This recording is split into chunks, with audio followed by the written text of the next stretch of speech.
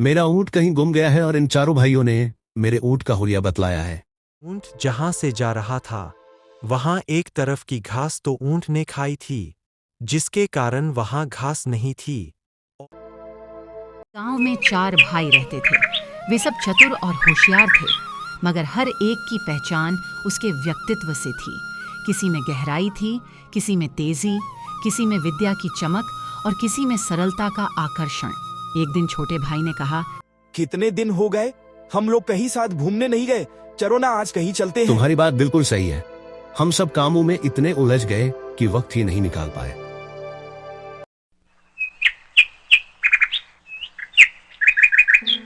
अगली सुबह चारों घूमने के लिए निकल पड़े।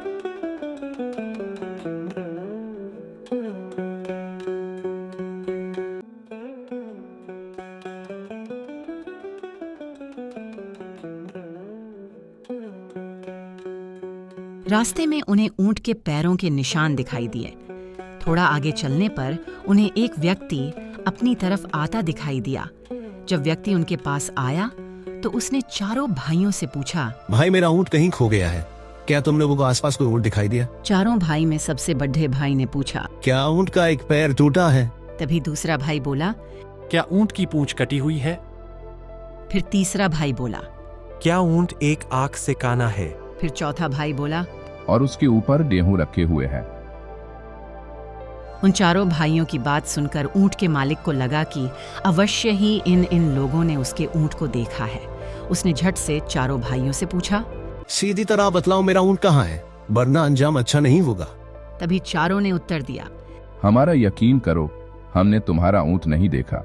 उन चारों की बात सुनकर ऊंट का मालिक बोला, अगर तुमने ऊँट नहीं देखा है तो तुम्हें कैसे मालूम कि ऊँट लंगड़ा, काना, पूंछ कटी हुई है और उसके ऊपर अनाज रखा हुआ है? फिर भी चारों भाई यही बोलते रहे कि हमने तुम्हारा ऊंट नहीं देखा। ऊंट के मालिक को चारों भाइयों पर शक हुआ कि इन्हीं ने ऊंट चुराया है। ऊंट का मालिक चारों भाइयों की शिकायत लेकर राजा के पास पहुंचा।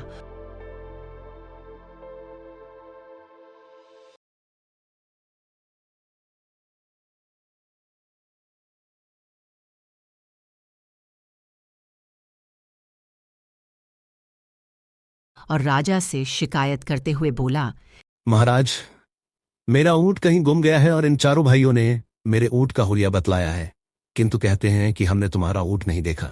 मुझे शक है कि इन चारों ने ही मेरा ऊँट चुराया है।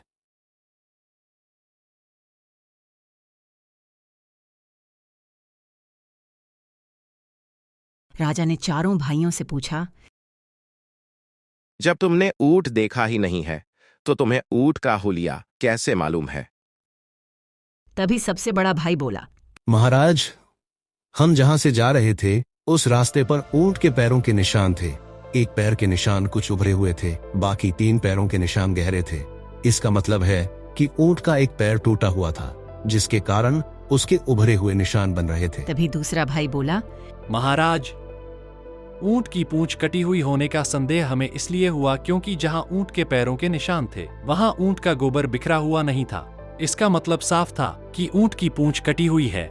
इसी कारण गोबर पूंछ से नहीं टकराया और सीधा जमीन पर गिरा। फिर राजा ने तीसरे भाई से पूछा तो उसने कहा, महाराज, ऊँट जहां से जा रहा था वहां एक तरफ की घास तो ऊँट ने खाई थी, जिसके कारण वहां घास नहीं थी, और जिस तरफ ऊँट की आंख जराब थी वहां उसे दिखाई नहीं दे रहा होगा, इसीलिए उस तरफ ऊँट ने घास नहीं खाई थी और वहां की घास हरी थी, इसीलिए हमने अंदाज लगाया कि ऊँट काना है। फिर चौथा भाई बोला, महाराज, जिस रास्ते से ऊँट जा रहा था उस रास्ते पर गेहूं के दाने बिखरे हुए थे, इसलिए मैंने कहा कि ऊँट के ऊपर अनाज रखा हुआ है, किंतु हमने इनका ऊँट नहीं देखा था।